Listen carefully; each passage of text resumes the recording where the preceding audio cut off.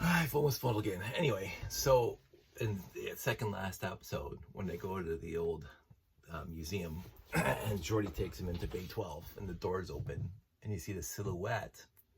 That's accumulation of 1986 to now of TNG and the ship. Now, the ship itself, like they blew up the original Enterprise in Star Trek 3, and that was sad, right? But then they resurrected it, just right at the end of this episode, movie 4, put a dash A on it. So Dash D shows up, and it is glorious. And again, member berries and why is how is this canon, or how does this even work with the advancing ships of now versus a ship from yesteryear, analog versus digital, blah blah. I don't care. It's on the screen. I don't care. I am the critic in the theater saying, "Go John, go." That's who I am. Go Big D, go. And then it went, and it was glorious. Like you had Return to, and this is where everybody made this comparison. Return of the Jedi, when Lando is flying the Millennium Falcon through the Death Star 2, through the halls, through the tunnels, to get down to the reactor. That was fantastic. That had never been done in a movie before. All practical effects, but it had never literally ever been done before. That was beautiful, and it was entertaining, and it was all eye candy, and I didn't care. I didn't care. It didn't move the plot along. They had to blow up the Death Star. Like the first movie, they blow up the Death Star. He shoots 2 photon torpedoes down a tube. That's it. Boom. Dead.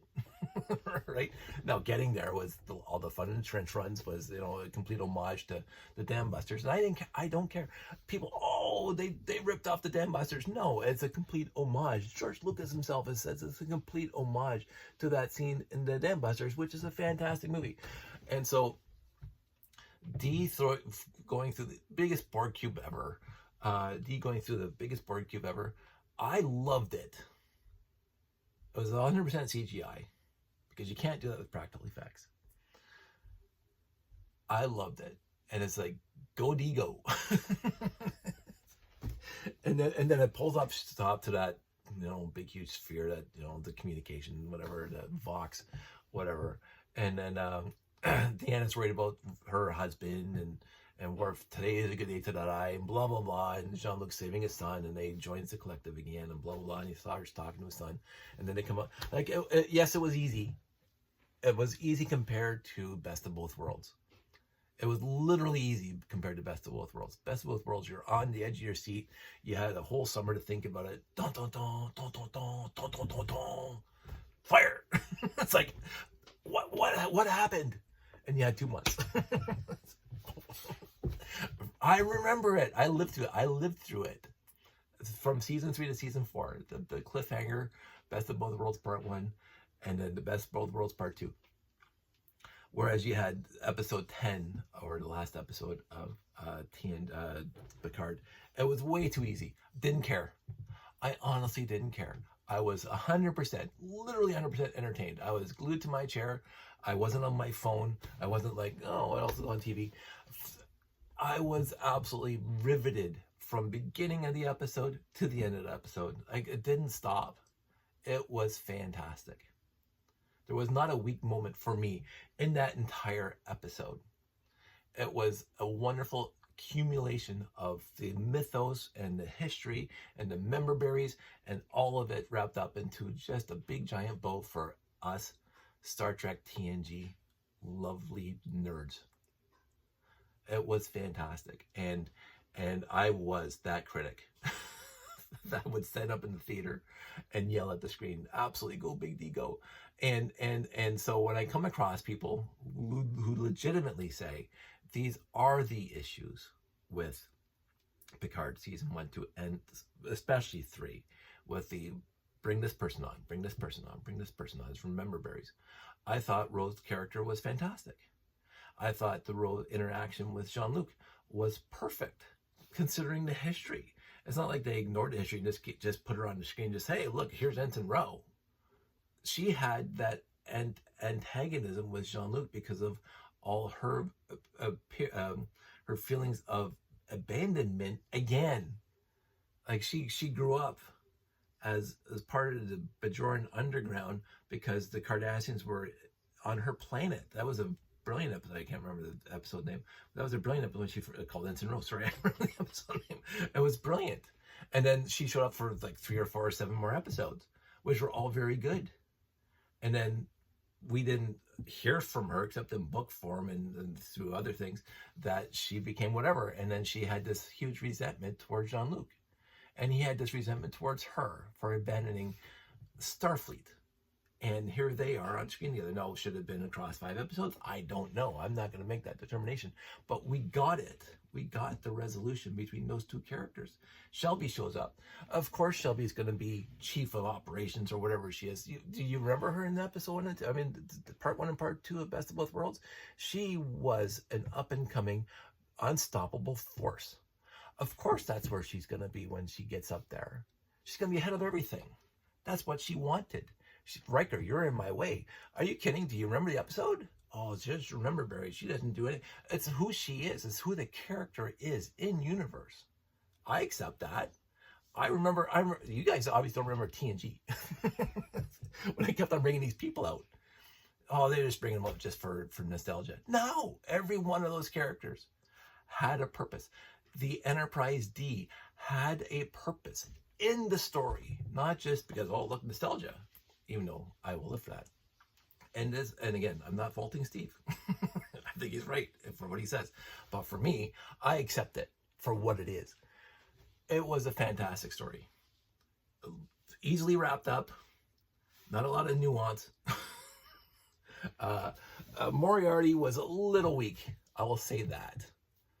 Moriarty was a little weak. But if you have Riker and you have Data, again, not to put apologetic on this, but if you have Riker and you have Data as the mastermind to keep this institution secret and away from anybody who shouldn't be looking at it, Riker even brings it up. He brought it up at the end of Nemesis 2.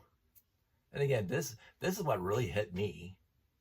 Because the end of Nemesis being the weakest movie, because it really was, but it was fine.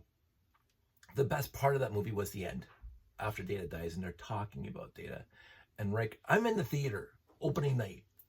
There's people in uniform, not me, but there's people in Next Generation uniforms. And Riker's talking to Picard about, oh, the first time I met Data was on a holodeck, and he was trying to whistle something. And Riker goes, and this is, again, a throwaway line in Nemesis. I can't remember. I honestly can't remember what he was trying to whistle. And then people in the theater. I mean, Nemesis was 20 years after the, I don't know, 15. I have to look it up.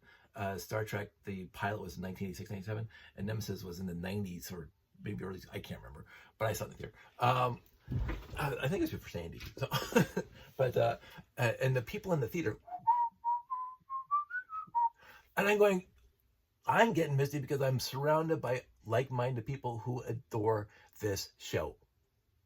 That's the pilot from decade plus before. And it was a stupid line in the pilot of a stupid scene that nobody remembers. Riker in a holodeck when Wesley falls into the water.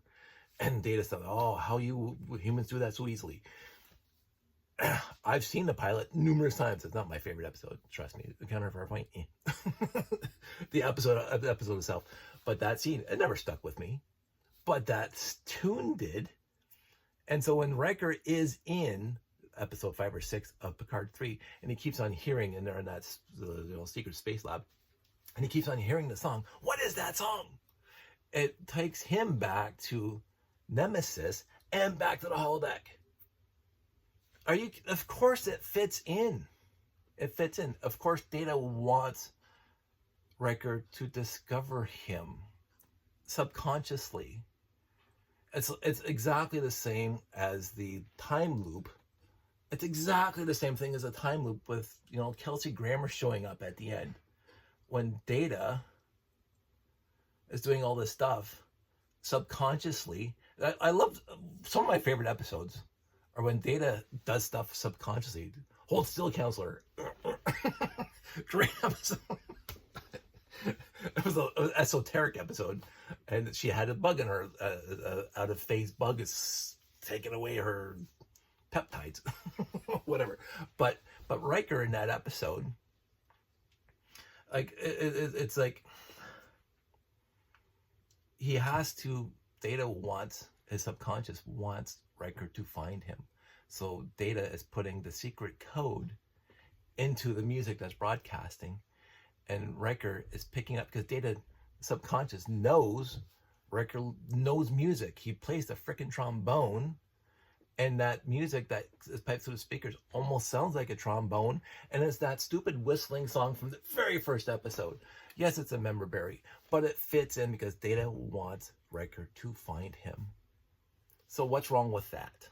That's how I would put it. Steve's right. Member berries. But I loved it. I ate it up. Absolutely ate it up. You don't have to.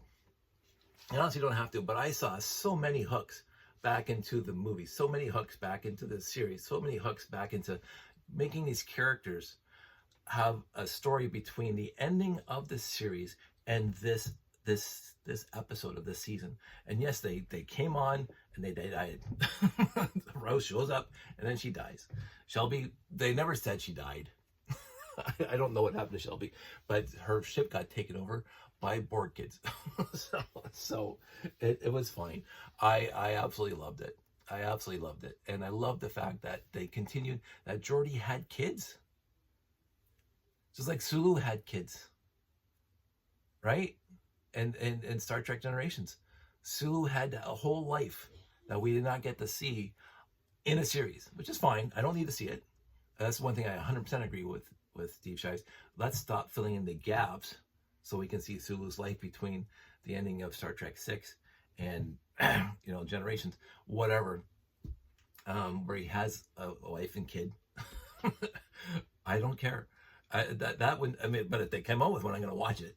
One of my favorite Voyager episodes is when Tuvok and Janeway are doing the mind meld, and Tuvok's back on the Excelsior Bridge with Sulu between Camp Kittimer, or getting to Camp Kittimer to rescue the Enterprise.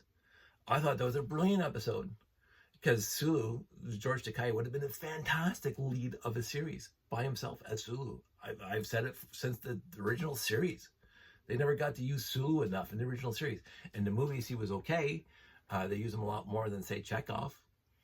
But they didn't use him enough. All the ancillary characters never got used enough in the movies. Uhura, Sulu, Chekhov. Even Scotty, 2.0 Scotty was a little bit more, as always, just like the original series.